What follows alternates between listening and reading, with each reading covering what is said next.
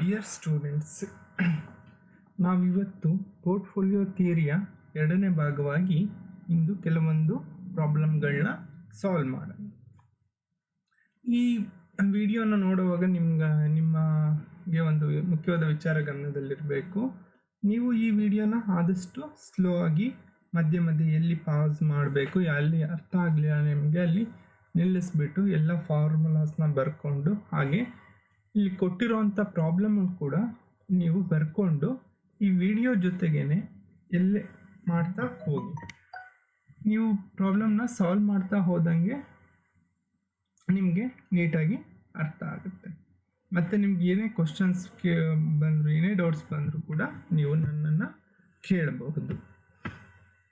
So first ನಾವು ಕೆಲವೊಂದು ಫಾರ್ಮುಲಾಸ್ನ ನೋಡೋಣ. ನಾವು ಇಲ್ಲಿ ಒಂದು ಇಂಡಿವಿಜುವಲ್ ಸ್ಟಾಕ್ನ ಫಸ್ಟ್ ಫಾರ್ಮುಲಾ, ಇಂಡಿವಿಜುವಲ್ ಸ್ಟಾಕ್ನ ರಿಟರ್ನ್ಸ್, ಎಕ್ಸ್ಪೆಕ್ಟೆಡ್ ರಿಟರ್ನ್ ಆರ್ ಅದನ್ನು ನಾವು ಮೀನ್ ರಿಟರ್ನ್ ಅಂತಲೂ ಕರಿತೀವಿ. ಅದನ್ನು ಹೇಗೆ ಫೈಂಡ್ ಔಟ್ ಮಾಡೋದು ಅಂದರೆ formula expected return of any stock equals sum of returns divided by N. ಯಾವಾಗ ನಂಬರ್ ಆಫ್ ಪೀರಿಯಡ್ಸ್ ಕೊಟ್ಟಿರ್ತಾರೆ ಆಗ ನಾವು ಯಾವ ಫಾರ್ಮುಲಾ ಯೂಸ್ ಮಾಡಬೇಕು? Expected return equals sum of return divided by number of period.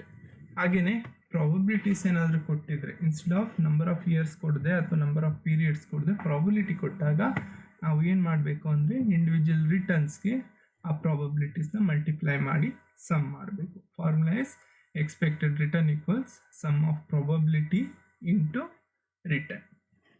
ಹಾಗೆಯೇ ವೇರಿಯನ್ಸ್ನ ಹೇಗೆ ಫೈಂಡ್ ಔಟ್ ಮಾಡೋದು ಇಂಡಿವಿಜುವಲ್ ಸ್ಟಾಕ್ಸ್ಗೆ? Variance equals sum of return minus mean return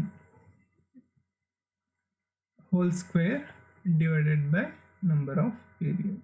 ಹಾಗೆ ಪ್ರಾಬಬಿಲಿಟೀಸ್ ಏನಾದರೂ ಕೊಟ್ಟಾಗ sum of probability into return minus mean return square. ಈ formula use ಮಾಡಿಕೊಂಡು ನಾವು ವೇರಿಯನ್ಸ್ನ ಫೈಂಡ್ ಔಟ್ ಮಾಡ್ಬೋದು. Next standard deviation. Standard deviation ನಾವು ಏನಂತ ಕರಿತೀವಿ?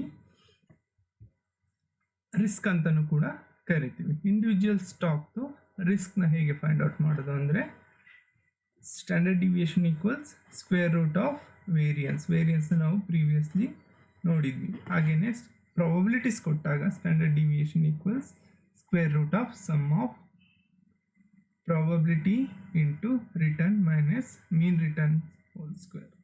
Okay, that is square root of variance. ಹಾಗೆ ನೆಕ್ಸ್ಟ್ ಎರಡು ಸ್ಟಾಕ್ಗಳದ್ದು ಕೋವೇರಿಯನ್ಸ್ನ ಹೇಗೆ ಫೈಂಡ್ ಔಟ್ ಮಾಡೋದು ಅಂತ ಹೇಳಿಬಿಟ್ಟು ಇಲ್ಲಿ ನೋಡೋಣ. Covariance between two stocks, that is return on stock 1 and return of stock 2 equals sum of return 1 minus mean return of stock 1 into return of stock 2 minus mean return of stock 2 divided by n. ಹಾಗೆ if they have given a probabilities ಕೊಟ್ಟರೆ stock instead of number of years ಕೊಡದೆ covariance between the returns of stock 1 and the return of stock 2 equals sum of probability into return of stock 1 minus mean return of stock 1 into return of stock 2 minus mean return of the stock 2. ನಿಮಗೆ ಈ ಫಾರ್ಮುಲಾಸ್ದು ಯಾವಾಗ ಪ್ರಾಬ್ಲಮ್ನ ಮಾಡ್ತಿರೋ ಆವಾಗ ಇನ್ನೂ ಕ್ಲಿಯರಾಗಿ ಅರ್ಥ ಆಗುತ್ತೆ. But ಇದನ್ನೆಲ್ಲ ನೀವು ಒಂದು ಕಡೆ ನೋಟ್ ಮಾಡಿಕೊಂಡು ಇಟ್ಕೊಳ್ಳಿ. ನೆಕ್ಸ್ಟ್ ಕೋಎಫಿಷಿಯಂಟ್ ಆಫ್ ಕೋರಿಲೇಷನನ್ನು ಹೇಗೆ ಫೈಂಡ್ ಔಟ್ ಮಾಡೋದು? If there are two stocks, stock 1 and stock 2, the coefficient of correlation which has been represented by R, ಅಥವಾ ಇನ್ನೂ ಒಂದು ಸಿಂಬಲಲ್ಲಿ ಗ್ರೀಕ್ ಲೆಟರ್ ಆದ ರೋ ಅನ್ನೋ ಸಿಂಬಲಲ್ಲಿ ಅವರು ತೋರಿಸ್ಬೋದು. ಅದಕ್ಕೆ formula coefficient of correlation equals covariance between return of the stock 1 into return of the stock 2, covariance between return of the stock 1 and return of the stock 2 divided by standard deviation of stock 1 into standard deviation of stock 2. Next ಈ ಪೋರ್ಟ್ಫೋಲಿಯೋದ expected ರಿಟರ್ನ್ನ ಹೇಗೆ find out? Individual stock ನೀವು previously ನೋಡಿದ್ರಿ. ಆದರೆ if there are more than one stock that is called portfolio. ಆ portfolio ರಿಟರ್ನನ್ನು ಹೇಗೆ ಎಕ್ಸ್ಪ್ರೆಸ್ ಮಾಡೋದು ಅಥವಾ ಹೇಗೆ ಕ್ಯಾಲ್ಕುಲೇಟ್ ಮಾಡೋದು. Expected return on the portfolio, ಇಲ್ಲಿ ಪ್ರತಿಯೊಂದು ಸಿಂಬಲ್ಲು ಪ್ರತಿಯೊಂದು ಲೆಟರ್ನು ನೀವು ಗಮನ ಇಟ್ಟು ನೋಡ್ಕೋಬೇಕು. ಎಕ್ಸ್ಪೆಕ್ಟೆಡ್ ರಿಟರ್ನ್ ಆನ್ ಪೋರ್ಟ್ಫೋಲಿಯೋ, ಇಲ್ಲಿ ಸ್ಮಾಲ್ p ಬರೆದಿದ್ದೀವಿ ನೋಡಿ, ಅದನ್ನು ಕೂಡ ನೀವು ನೋಟ್ ಮಾಡ್ಕೋಬೇಕು. Expected return of portfolio equals if there are 2 stocks, ನಾನು ಜಸ್ಟ್ 2 ಸ್ಟಾಕ್ಸ್ನ ಎಕ್ಸಾಂಪಲ್ ಕೊಡ್ತಾ ಇದ್ದೀನಿ ಇಲ್ಲಿ. Weight of stock 1 into return of stock 1 plus weight of the stock 2 into return of the stock 2. ಅದನ್ನು ಈ ರೀತಿಯೂ ಬರೀಬೋದು, sum of weights into return. ಎಷ್ಟು ಸ್ಟಾಕ್ಸ್ ಇರುತ್ತೋ ಅಷ್ಟು ವೆಯ್ಟ್ಸು ಮತ್ತು ಅಷ್ಟು ರಿಟರ್ನ್ಸ್ನ ನಾವು ಮಲ್ಟಿಪ್ಲೈ ಮಾಡಬೇಕಾಗುತ್ತೆ. ಅಫ್ಕೋರ್ಸ್ ನೀವು ಪ್ರಾಬ್ಲಮ್ಸ್ನ ಸಾಲ್ವ್ ಮಾಡ್ತಾ ಇದನ್ನು ಇನ್ನೂ ನೀಟಾಗಿ ಅರ್ಥ ಮಾಡ್ಕೊಳ್ತೀರಾ. ಹಾಗೆ ಪೋರ್ಟ್ಫೋಲಿಯೋ ಸ್ಟ್ಯಾಂಡರ್ಡ್ ಡಿವಿಯೇಷನ್ನ ಹೇಗೆ ಫೈಂಡ್ ಔಟ್ ಮಾಡೋದು. This is the most important formula. ನೋಡ್ಕೊಳ್ಳಿ, standard deviation of the portfolio is square root of weight of the stock 1 square into standard deviation of stock 1 square plus weight of the stock 2 square into standard deviation of the stock 2 square plus 2 into weight of the stock 1 into weight of the stock 2 into correlations between the stock 1 and stock 2 into standard deviation of the stock 1 into standard deviation of the stock 2. I hope all of you noted down. ನಾವು ಈಗ ಪ್ರಾಬ್ಲಮ್ಸ್ನ start ಮಾಡೋಣ. ಈಗ question number 1, ನೀವು ಈಗಲೇ ಈ ಪ್ರಾಬ್ಲಮ್ನ ಒಂದು ನೋಟ್ಬುಕ್ಕಲ್ಲಿ ಬರ್ಕೊಳ್ಳಿ. ಹಾಗೆ ನಾನು ಸಾಲ್ವ್ ಮಾಡ್ತಾ ಹೋದ ಹಾಗೆ ನೀವು ಕೂಡ ಸಾಲ್ವ್ ಮಾಡ್ತಾ ಹೋಗಬೇಕು. ಪ್ರಾಬ್ಲಮ್ನ ಓದಿ. ಇಲ್ಲಿ 2 ಸ್ಟಾಕ್ ಇದೆ, stock 1 and stock A and stock B. ಮತ್ತು 2 ವರ್ಷದ ರಿಟರ್ನ್ನ ಅವ್ರು ಕೊಟ್ಟಿದ್ದಾರೆ, 2011 and 2012. 2011 stock A has given 12% return. In 2012 stock A has given 18% return. The same way the stock B has given 14% return in 2011 and 12% in the year 2012. With this information we have to calculate this. First one, we have to calculate expected return on the portfolio made up of 60% of stock A. Weight of the stock A ಎಷ್ಟು ಕೊಟ್ಟಿದ್ದಾರೆ, 60% and 40% of the stock B. So weight of the stock B ನು ಕೊಟ್ಟಿದ್ದಾರೆ ನೋಡಿ ಇಲ್ಲಿ 40%. Next, second question, standard deviation of each stock. The third question, the covariance and coefficient of correlationship between the stock A and stock B. And the fourth question they have given is, what is the portfolio risk of a portfolio made up of 60% of the stock A and 40% of the stock B. The same weights ಇಲ್ಲಿ ಕೊಟ್ಟಿದ್ದಾರಲ್ಲ, weights ಅದೇ ಇಲ್ಲಿ repeat ಆಗಿದೆ. So let's go one by one. First question, expected return of the portfolio made up of 60% of stock A and 40% of the stock B. So ನಾವು portfolio ರಿಟರ್ನನ್ನು find out ಮಾಡೋದಕ್ಕಿಂತ ಮುಂಚೆ individual ಸ್ಟಾಕ್ದು expected ರಿಟರ್ನ್ಸ್ನ find out ಮಾಡ್ಕೋಬೇಕು. Find out ಮಾಡೋಣ. Expected return number of years ಅವ್ರು ಕೊಟ್ಟಿದ್ದಾರೆ, 2 ವರ್ಷ ಇದೆ. ಆವಾಗ ಯಾವ ಫಾರ್ಮುಲಾ ಯೂಸ್ ಮಾಡಬೇಕು ಅಂದರೆ, expected return equals sum of return divided by number of period.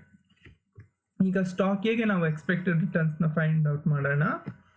Stock A the expected return of the stock A equals 12% plus 18%, okay, divided by number of years 2 equals 15%.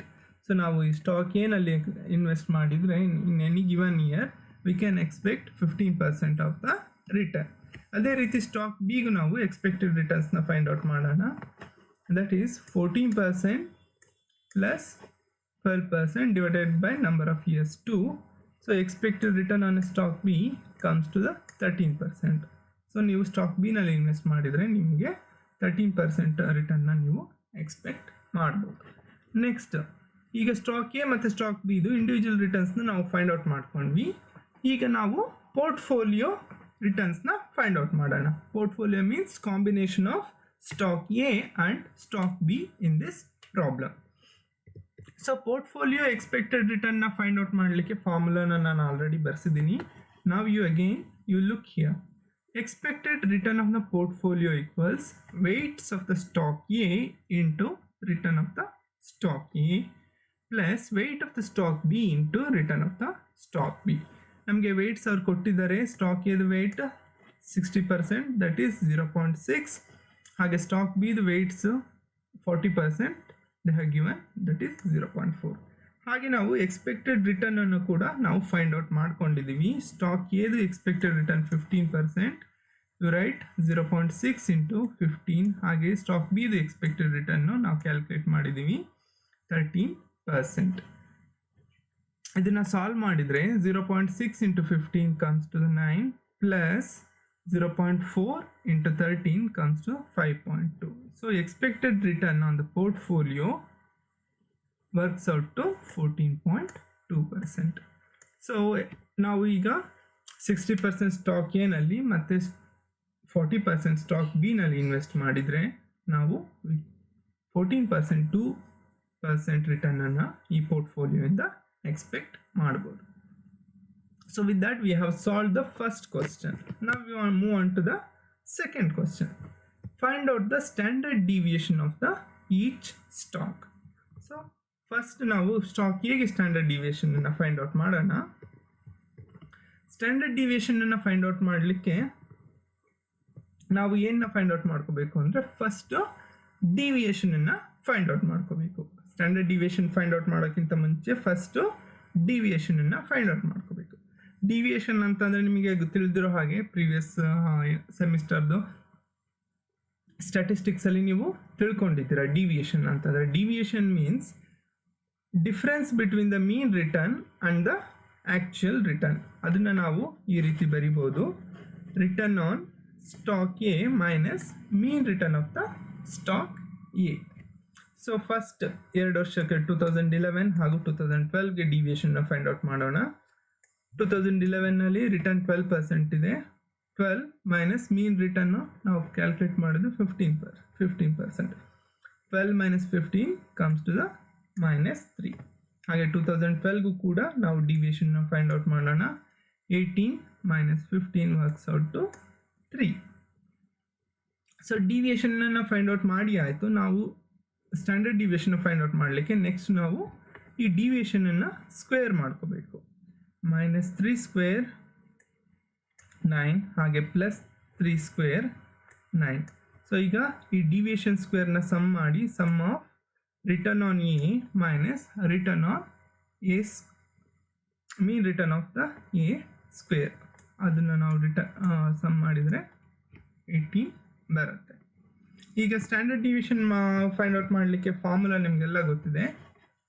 Standard deviation equals square root of sum of return on A minus mean return on A square divided by number of period. ಓಕೆನಾ? So ನಾವಿಲ್ಲಿ sum of return on A minus mean return of A square ಮಾಡಿದ್ದೀವಿ, find out ಮಾಡಿದ್ದೀವಿ. ಅದು 18 ಬಂದಿದೆ. ಆ 18ನ ಇಲ್ಲಿ entry ಮಾಡ್ಕೊಳ್ಳಿ. Divided by number of period is 12. So 18 by 2 equals √9. So standard deviation ನಮಗೆ ಸಿಕ್ಕಿದೆ, that is 3. Square root of 9 equals 3. So standard deviation of stock ಎನ ನಾವು ಫೈಂಡ್ ಔಟ್ ಮಾಡಿದ್ದೀವಿ. ಸ್ಟ್ಯಾಂಡರ್ಡ್ ಡಿವಿಯೇಷನ್ ಆಫ್ ಸ್ಟಾಕ್ ಎಗೆ ಎಷ್ಟು ಬಂದಿದೆ? 3 ಬಂದಿದೆ. ಹಾಗೆ ನಾವು ಈಗ ಸ್ಟಾಕ್ ಬಿಗೆ ಸ್ಟ್ಯಾಂಡರ್ಡ್ ಡಿವಿಯೇಷನನ್ನು ಫೈಂಡ್ ಔಟ್ ಮಾಡೋಣ. ಸೊ ಸೇಮ್ ಪ್ರೊಸೆಸ್ ರಿಪೀಟ್ ಮಾಡೋಣ. ಫಸ್ಟ್ ಏನು ಮಾಡೋಣ? ಸ್ಟಾಕ್ ಬಿಗೆ ಡಿವಿಯೇಷನನ್ನು ಫೈಂಡ್ ಔಟ್ ಮಾಡೋಣ. Deviation is return on stock B minus mean return of the stock B. Mean return of the stock B ನಾವಿಲ್ಲಿ ಕ್ಯಾಲ್ಕುಲೇಟ್ ಮಾಡ್ಕೊಂಡಿದ್ದೀವಿ, ದಟ್ ಈಸ್ 13%. ಸೊ ಫಸ್ಟ್ ಇಯರ್ಗೆ find out ಮಾಡೋಣ. 14 ಮೈನಸ್ 13 ಈಕ್ವಲ್ಸ್ 1. ಹಾಗೆ second ಇಯರ್ಗೆ 12 minus 13 equals -1. ಈ standard deviation ನಾವು square ಮಾಡಿದರೆ 1 square equals 1 minus 1 square equals 1. So ಈಗ ಅದನ್ನು ಸಮ್ ಮಾಡಿ sum of return on B minus mean return of B square equals 2. ಈಗ ಸ್ಟ್ಯಾಂಡರ್ಡ್ ಡಿವಿಯೇಷನ್ ಫಾರ್ಮುಲಾನ ಅಪ್ಲೈ ಮಾಡಿ ಸ್ಟಾಕ್ ಬಿಗೆ ನಾವು ಸ್ಟ್ಯಾಂಡರ್ಡ್ ಡಿವಿಯೇಷನ್ನ ಫೈಂಡ್ ಔಟ್ ಮಾಡೋಣ. Standard deviation equals square root of sum of return on stock B minus mean return of the stock B square divided by number of period n. So it equals to 2 divided by 2 equals square root of 1. So deviation is to bantu nodi, standard deviation for the stock B equals 1. So with this we have finished the second question also, that is finding out the standard deviation for each stock. Now we move on to the third question. What is the covariance and coefficient of correlations between stock A and stock B? ನೋಡಿ ಮತ್ತೆ ಈ same question repeat ಆಗಿದೆ ಈ ಸ್ಲೈಡಲ್ಲಿ. ನಾವು ಈಗ third ಕ್ವಶನ್ನ find out ಮಾಡೋಣ. The first ನಾವು ಏನನ್ನ ಫೈಂಡ್ ಔಟ್ ಮಾಡಬೇಕು, ಕೋವೇರಿಯನ್ಸ್ನ ಫೈಂಡ್ ಔಟ್ ಮಾಡೋಣ. ಕೋವೇರಿಯನ್ಸ್ನ ಫೈಂಡ್ ಔಟ್ ಮಾಡೋದಕ್ಕೆ ಒಂದು ಟೇಬಲ್ ಬರ್ಕೊಳ್ಳಿ. ಇಲ್ಲಿ ನೋಡಿ, ಇಯರ್ ನೆಕ್ಸ್ಟ್ ಸೆಕೆಂಡ್ ಕಾಲಮಲ್ಲಿ ರಿಟರ್ನ್ ಆನ್ ಸ್ಟಾಕ್ ಎ ಇದೆ, ಮತ್ತು ಥರ್ಡ್ ಕಾಲಮಲ್ಲಿ ಡಿವಿಯೇಷನ್ ಇದೆ. ಫಸ್ಟ್ ನಾವೇನು ಬರ್ಕೋಬೇಕು, deviation of the stock A ಬರ್ಕೊಳ್ಳಿ. ಹಾಗೆಯೇ ರಿಟರ್ನ್ ಆಫ್ ದ ಸ್ಟಾಕ್ ಬಿನ ಫೋರ್ತ್ ಕಾಲಮಲ್ಲಿ ಬರೆದಿದ್ದೀನಿ. ಹಾಗೆ next deviation of the stock ಬಿನ ಕೂಡ ಫಿಫ್ತ್ ಕಾಲಮಲ್ಲಿ ಬರೆದಿದ್ದೀನಿ. ನೆಕ್ಸ್ಟ್ ಈ ಡಿವಿಯೇಷನ್ ಆಫ್ ಸ್ಟಾಕ್ ಎ ಮತ್ತು deviation of the stock B ಎರಡನ್ನೂ ನಮಗೆ ಮಲ್ಟಿಪ್ಲೈ ಮಾಡಿದರೆ ನಮಗೆ co deviation or covariance ನಮಗೆ ಸಿಗುತ್ತೆ. So return on stock A minus mean return of the stock A into return of the stock B minus return of mean return of the stock B. ಇದನ್ನೇ ನಾವು ಕೋವೇರಿಯನ್ಸ್ನ ಕೋಡಿವಿಯೇಷನ್ ಅಂತ ಅಥವಾ covariance ಅಂತ ಕರಿಬೋದು. -3 into 1 equals -3 plus 3 into -1 equals -3. ಇದನ್ನು ನಾವು some ಮಾಡಿದಾಗ ನಮಗೆ -6 ಬರುತ್ತೆ. Sum of return of A minus mean return of A into return on B minus mean return of the B works out to -6. ಈ ನಂಬರ್ನ ಯೂಸ್ ಮಾಡಿಕೊಂಡು ನಾವು ಕೋವೇರಿಯನ್ಸ್ನ ಫೈಂಡ್ ಔಟ್ ಮಾಡಬೇಕು. ಕೋವೇರಿಯನ್ಸ್ಗೆ formula sum of return on A minus mean return of A into return on B minus mean return of the B. ಇದನ್ನು ನಾವು already find out ಮಾಡ್ಕೊಂಡಿದ್ದೀವಿ. ಅದು ಎಷ್ಟು ಬಂದಿದೆ, -6 ಹೋಲ್ ಡಿವೈಡೆಡ್ ಬೈ ಎನ್ ಎಷ್ಟಿದೆ, ನಂಬರ್ ಆಫ್ ಇಯರ್ಸ್ ಎಷ್ಟಿದೆ, 2 ಇದೆ. ಓಕೆನಾ. ಈ ನಂಬರ್ಸ್ನ ಈಗ ಸಬ್ಸ್ಟಿಟ್ಯೂಟ್ ಮಾಡಿ ಕೋವೇರಿಯನ್ಸ್ನ ಫೈಂಡ್ ಔಟ್ ಮಾಡೋಣ. -6 ಡಿವೈಡೆಡ್ ಬೈ 2 ಈಕ್ವಲ್ಸ್ -3. ಸೊ ನಮಗೆ ಈ ಕೋವೇರಿಯನ್ಸ್ನ ನಾವು ಫೈಂಡ್ ಔಟ್ ಮಾಡಿದ್ದೀವಿ. Covariance between the return of the stock A and return of the stock B equals -3. So ಈ ಥರ್ಡ್ ಕ್ವಶನ್ನ ಫಸ್ಟ್ ಪಾರ್ಟ್ ಮುಗೀತು. ನೆಕ್ಸ್ಟ್ ಕೋಎಫಿಷಿಯಂಟ್ ಆಫ್ ಕೋರಿಲೇಷನ್ನ ಫೈಂಡ್ ಔಟ್ ಮಾಡೋಣ. Coefficient of correlations between the stock A and stock B formula ಎಲ್ಲಿದೆ ನೋಡಿ, equals covariance between the return of stock A and return of stock B whole divided by standard deviation of A and standard deviation of B. ಈ ಕೋವೇರಿಯನ್ಸ್ನ ನಾವು find out ಮಾಡ್ಕೊಂಡಿದ್ದೀವಿ -3. ಹಾಗೆ standard deviation of A and stock ಬಿನ ಕೂಡ ನಾವು previous ಸ್ಲೈಡಲ್ಲಿ find out ಮಾಡ್ಕೊಂಡಿದ್ದೀವಿ. ನೀವು ನೋಟ್ಬುಕ್ಕಲ್ಲಿ ಬರ್ಕೊಂಡಿದ್ರೆ ಒಮ್ಮೆ ಕ್ರಾಸ್ ಚೆಕ್ ಮಾಡಿ. ಈಗ ನಂಬರ್ಸ್ನ ಸಬ್ಸ್ಟಿಟ್ಯೂಟ್ ಮಾಡೋಣ. Covariance is -3, standard deviation of stock A is 3 and standard deviation of stock B equals 1. ಈ ನಂಬರ್ಸ್ನ ಸಬ್ಸ್ಟಿಟ್ಯೂಟ್ ಮಾಡಿದರೆ -3 divided by 3 into 1 equals -3 divided by -3 equals -1. ನೋಡಿ, the correlationship between the stock A and stock B comes the -1. -1 ಅಂತಂದರೆ there is a perfect negative correlation. That means stock A returns ಏನಾದ್ರು ಜಾಸ್ತಿ ಆದರೆ stock B returns ಏನಾಗುತ್ತೆ, ಕಡಿಮೆ ಆಗುತ್ತೆ. ಅಂದರೆ ಎರಡೂ ಸ್ಟಾಕ್ಗಳ ರಿಟರ್ನ್ಸ್ ಏನಾಗ್ತಾ ಇದೆ, ವಿರುದ್ಧ ದಿಕ್ಕಿನಲ್ಲಿ ಹೋಗ್ತಾ ಇದೆ. ಅದು ಕೂಡ ಪರ್ಫೆಕ್ಟ್ ಆಗಿ. ಓಕೆನಾ? ಈಗ ನೆಕ್ಸ್ಟ್ ಥರ್ಡ್ ಕ್ವಶನ್ನು ಕಂಪ್ಲೀಟ್ ಆಯಿತು. ಫೋರ್ತ್ ಕ್ವಶನ್ಗೆ ಮೂವ್ ಆಗೋಣ. What is the portfolio risk of a portfolio made up of 60% of the stock A and 40% of the stock B? So portfolio risk ಫಾರ್ಮುಲಾನ ಇಲ್ಲಿ ನಾನು ಮತ್ತೆ ಡಿಸ್ಪ್ಲೇ ಮಾಡ್ತಾ ಇದ್ದೀನಿ. Portfolio risk or standard division of portfolio equals square root of variance or equals. ಈ ಫಾರ್ಮುಲಾನ ನೀವು ಹೆಚ್ಚು ಸಲ ರಿಪೀಟ್ ಆಗಿ ಬರೆದು ಅಥವಾ ನೆನಪು ಮಾಡಿಕೊಂಡು ಕಲ್ತ್ಕೊಳ್ಳಿ. ಸೊ ಫಾರ್ಮುಲಾ ಎಲ್ಲಿದೆ ನೋಡಿ. Weight of the stock A square into standard deviation of the standard deviation of stock A square plus weight of the stock B square into standard deviation of stock B square plus 2 into weight of the stock A and into weight of the stock B into correlationship between the stock A and stock B and into standard deviation of stock A into standard deviation of.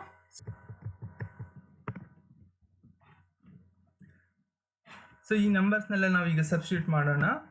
First one, weight of the stock A is 0.6 ಅನ್ನು square ಮಾಡಿ 0.6 square into standard division of stock A 3 square plus weight of the stock B equal 0.4 square into standard division of stock B 1 square plus 2 into 0.6 the weight of the stock A into 0.4 the weight of the stock B into correlationship between stock A and stock B, that is -1 into standard deviation of stock A 3 into standard deviation of stock B, that is 1. ಈ ನಂಬರ್ಸ್ನ simplify ಮಾಡಿದಾಗ ನಮಗೆ 3.24 plus 0.16 minus 1.44 ಬರುತ್ತೆ. So ಇನ್ನು simplify ಮಾಡಿದಾಗ it comes to 1.96 equals 1.4. This portfolio risk or standard deviation of the portfolio consisting of 60% of stock A and 40% of the stock B equals 1.4%. With this we have completed this problem. ಇನ್ನು next ವಿಡಿಯೋದಲ್ಲಿ ಇನ್ನೂ ಹೆಚ್ಚು ಪ್ರಾಬ್ಲಮ್ನ ನಾವು solve ಮಾಡೋಣ. ಈ ವಿಡಿಯೋದಲ್ಲಿರೋ ಪ್ರಾಬ್ಲಮ್ನ ನೀವು ಗಮನ ಇಟ್ಟು ನೋಡಿಕೊಂಡು ಕಲ್ತ್ಕೊಳ್ಳಿ. ನೆಕ್ಸ್ಟ್ ಇನ್ನೊಂದು ಡಿಫ್ರೆಂಟ್ ಟೈಪ್ ಆಫ್ ಪ್ರಾಬ್ಲಮ್ಸ್ನ ನಾವು ಸಾಲ್ವ್ ಮಾಡೋಣ.